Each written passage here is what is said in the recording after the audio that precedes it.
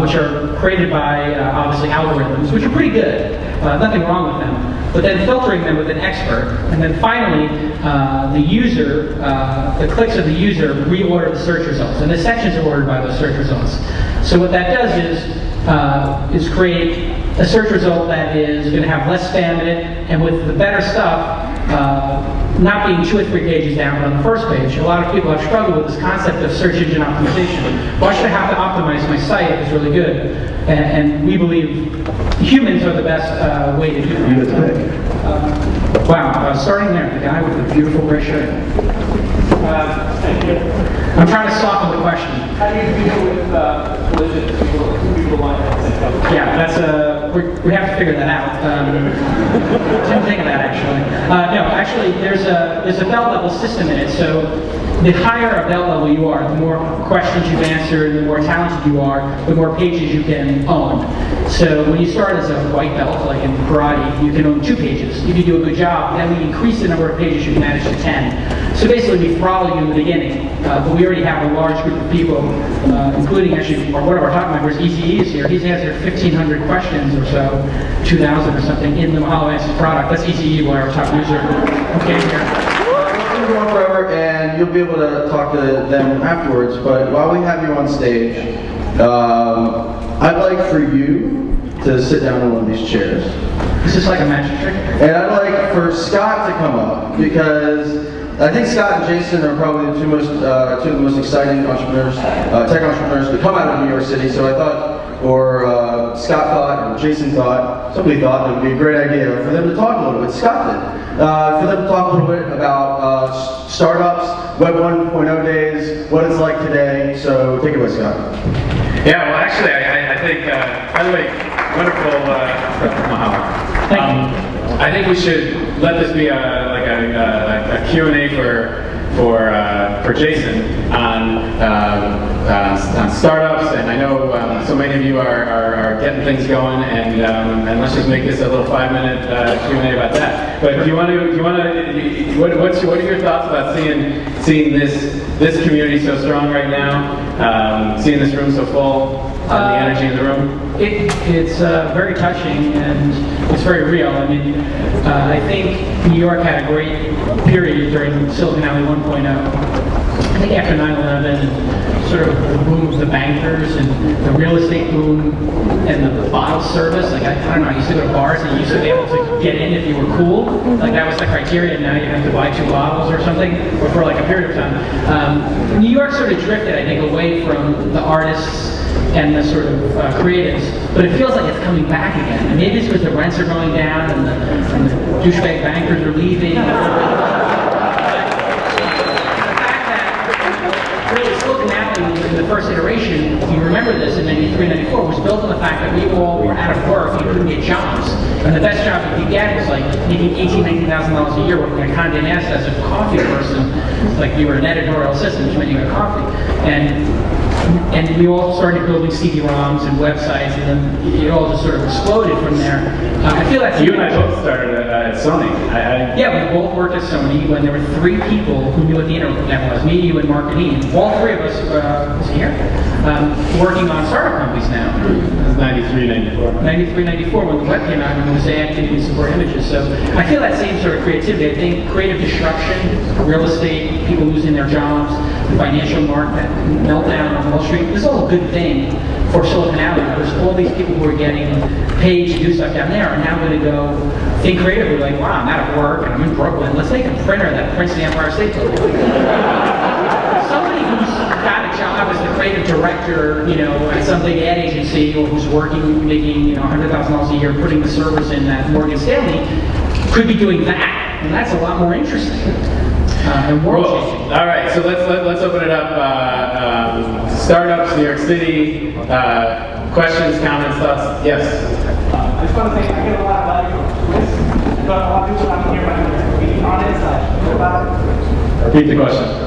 He said I get a lot of value out of Twist. I started a podcast a couple of weeks ago called This Week in Startups.com, where I interview entrepreneurs, and it's going really well. We've got a lot of great people. How do people find it? thisweekinstartups.com.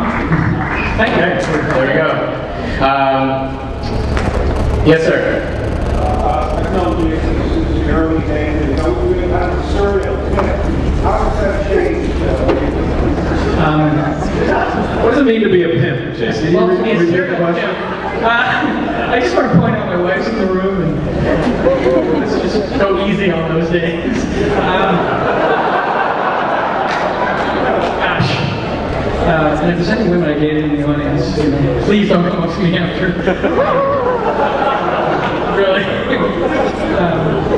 My last one did it enough. Anyway, it was a crazy time back then, just to be clear, but being a serial entrepreneur is, I think, what you're probably getting at. I think that once you get a taste of being an entrepreneur, it's impossible to go back working for anybody else. I think once you have control of your destiny and the ability to really try to do something epic, you're not going to go backwards in life. And so that's why I always encourage, especially young people, but even old people, to go try something. And what people greatly overestimate is the downside risk in making a startup. You might be sitting there saying, oh, I got this job, it's pretty good, I got benefits. You know what, that job and your career is probably going to go like something like that. And you know what, if you get to the end of your life and that was your trajectory, you're going to be, you look back and go, you know what, that kind of sucked. And what you really want to try to do, no offense to people who are on that trajectory, or who have just completed that trajectory. However, it's never too late. What you really want to do is when you're young, especially, take the risk. Find 2 or 3 people and say, fuck it, let's sit together this weekend, come up with a startup and try. And do it at night, because that's what we did back in the day. We had day jobs, we worked at night and the weekends, and the day jobs got less and less important to us, and the revenue showed up, and then all of a sudden, we were able to quit our day jobs. And that kind of passion that you'll have for the rest of your life, and you don't want to get to the end of your life and look back and say, you know what, everybody was doing all this cool shit, and I sat there on the sidelines punching a clock somewhere.